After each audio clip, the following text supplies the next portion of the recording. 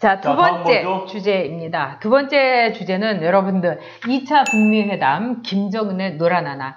자, 김정은이 2차 북미 회담을 하고 그다음에 김영철이 그 폼페이오한테 했던 협박성 편지도 내가 못 봐가지고 그걸 보낸 거다.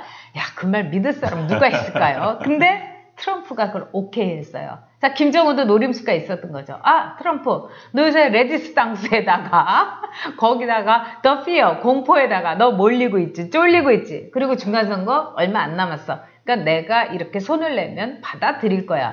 야, 김정은의 수에 트럼프가 덜컥 손을 잡아서 백악관에서도 엄청 지금, 이러고 있다고 합니다.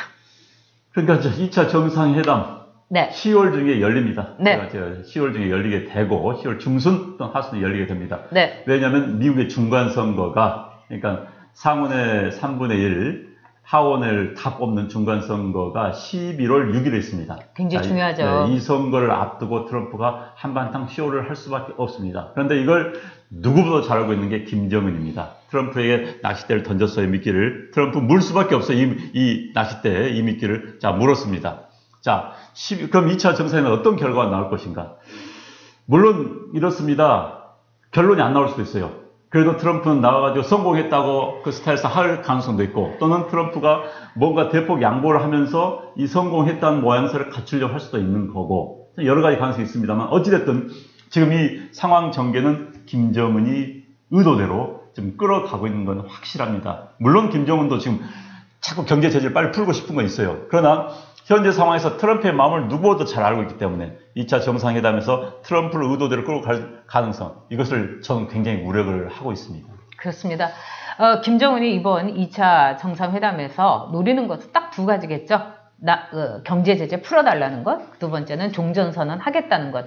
결국 김정은은 자신의 스텝대로 꼬이지 않고 따박따박 가고 있는데 트럼프는 엄청 꼬이고 있는 상황이죠. 일단 국내적으로 굉장히 꼬이고 있고, 그런 점에서 트럼프하고 김정은하고는 지금 상황이 비교가 되지는 않습니다.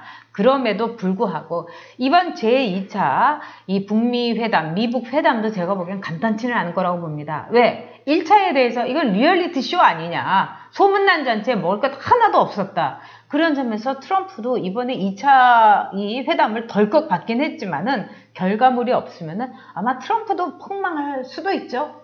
그렇죠. 이제 그런데 네. 이제 말씀드린 것처럼 트럼프는 성공했다고 이제 설치고 다닐 겁니다. 그래도 아마. 네, 그런데 네. 이제 문제는 우리나라에 대한 영향이죠. 뭐 네. 트럼프가 아직 하니까 뭐 자기들 사정이고, 결국은 이제 우리 한반도 북한 비핵화에 어떤 영향을 미칠 것인가인데, 이게 이제 자칫 잘못하면 북한에게 시간적이, 비핵화는 딴전이고 뭐 종전선언만 하는 이벤트로 가버릴 가능성이 저는 굉장히 우려를 하고 있습니다. 쉽게 말해서 트럼프가 우리 뭐 폼잡기, 딱 트럼프 폼잡기 좋아하지 않습니까? 갑자기 북한에서 야, 나 비핵화를 약속할게.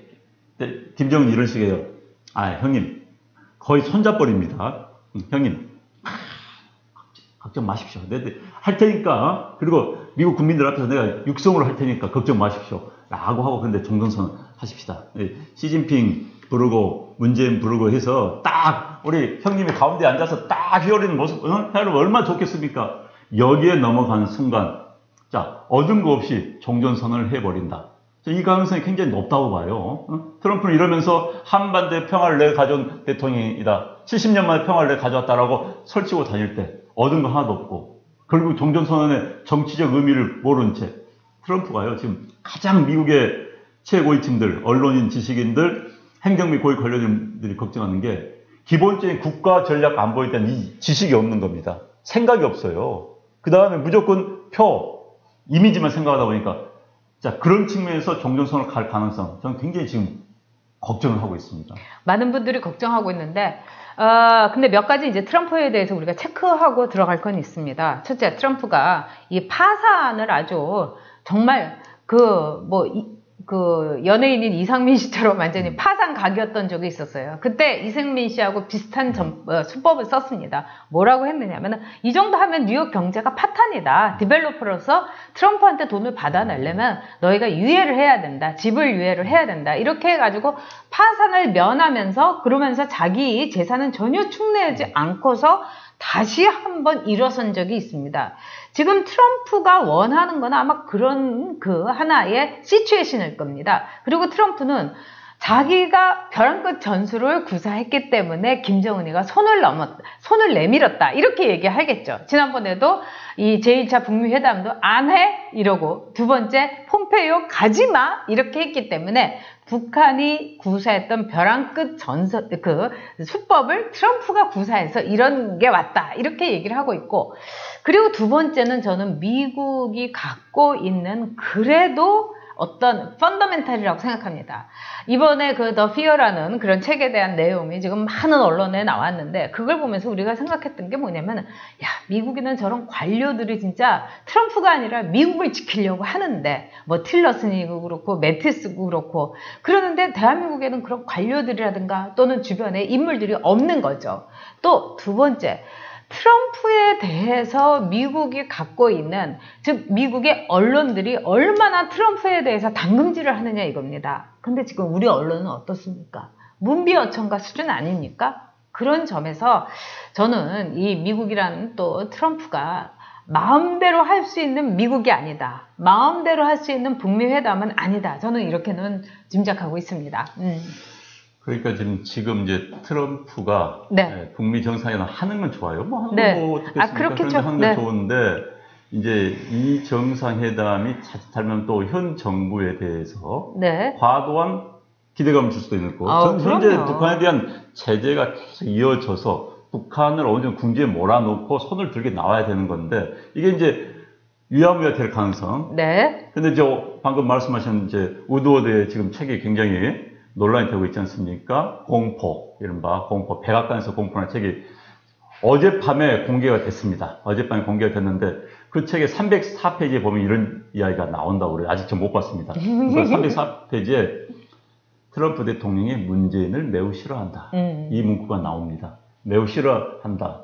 그래서 지난번에 이제 그렇기 때문에 지난번에 뭐 한미 정상회담 했을 때 트럼프 대통령이 태도가. 문재인 대통령의 그 말을 통역하려고 하니까 잘라버리고 한 게 그런 거 아니냐. 자, 한미 관계에서 트럼프가 또 문재인 대통령을 싫어한다. 물론 트럼프라는 분을 내가 뭐 높이 평가하지 않지만 그래도 미국 대통령이기 때문에 한국 대통령 싫어하면 또 이것도 안 되는 겁니다. 이것도 안 되는 거예요. 한미 공조를 위해서는 두 사람의 관계가 좋게 가야 되는 건데 싫어한다. 그래서 그게 지금 어느 정도 왜 어떤 계기로 싫어하게 됐는지 모르겠습니다만은 아마도 이제 전문가들은 문재인 정부의 친중국 성향 때문에 그러지 않은가라는 지적이 나오고 있습니다. 이것도 굉장히 우려할 만한 부분입니다. 그렇죠. 그리고 무시한다 또 이런 식으로 이제 해석이 되는 부분도 있는데 저는 지금 문제는 트럼프가 아니라 문제는 문재인 대통령 같아요. 문재인 대통령이 오늘 국무회에서 뭐라고 얘기하냐면 남북 문제를 비롯해서 북미 문제에 있어서도 나의 판단이 옳았다. 이런 말을 합니다. 그러면서 남북 신경제주의로 나아가겠다. 이런 얘기를 해요. 자, 굉장히 제가 그거를 이렇게 듣는 순간 정말 나라의 앞날이 걱정이 되고 지금 이런 식으로 자신의 과신에 빠져 있고 그리고 트럼프의 지금 최근에 그 행보라든가 또는 북한하고 미국과의 관계를 보고 나의 판단이 옳았다. 지도자라는 거는 늘 자신에게 물어봐야 되는 겁니다. 과연 나의 판단은 옳은가? 그런 점은 없는가? 그리고 나는 일개 한 사람의 판단에 불과한데 좀 더 넓은 판단과 좀 더 넓은 그 지혜를 구해야 되는데 아주 나의 판단이 옳았다. 이렇게 선언하는 거죠. 그리고 집권 2년차의 대통령이 제일 위험합니다. 수많은 정보와 또 수많은 정말 위대하십니다. 그래서 문재인 대통령이 어떤 착각에 빠진 것이 아닌가 이렇게 생각이 들어요. 그러니까 이제 제가 아까 뭐 조선시대 살인 이야기를 했습니다만 네. 이제 어떤 이념에 함몰되다 보니까 네. 그 이념을 기준으로 모든 걸 보는 겁니다. 그래서 자기 이념이 바뀌지 않는지는 기준점이 하나인 거예요. 네. 그래서 이제 현재 문재인 대통령, 특히 청와대에 있는 이른바 386이니 586이니 하는 이런 세대들, 과거 운동권 네. 하던 분들의 사고의 틀로 세계를 보고 정말 80년대에 활동했던 그분들이 활동했던 거하고 지금 30년 한 세대 지났습니다. 그렇죠. 그 네. 기준으로 세계를 보고 중국을 보고 미국을 본다, 네. 북한을 본다. 이건 아니거든요. 그래서 이제 전 그게 뭐 그들끼리 자기들끼리 앉아가지고 술 마시는 이야기가 나면 상관이 없습니다만은 대한민국 운명을 좌우하기 때문에 이게 우려가 되는 겁니다. 저는 제가 이제 사실 외교한 부분에 참 할 이야기가 많습니다만은 우리가 이제 계속 이제 할 수 있을까? 다음에도 지금 우리 이제 판문점 할 수 있어 그때 이야기하겠습니다만 참 답답한 게 많습니다.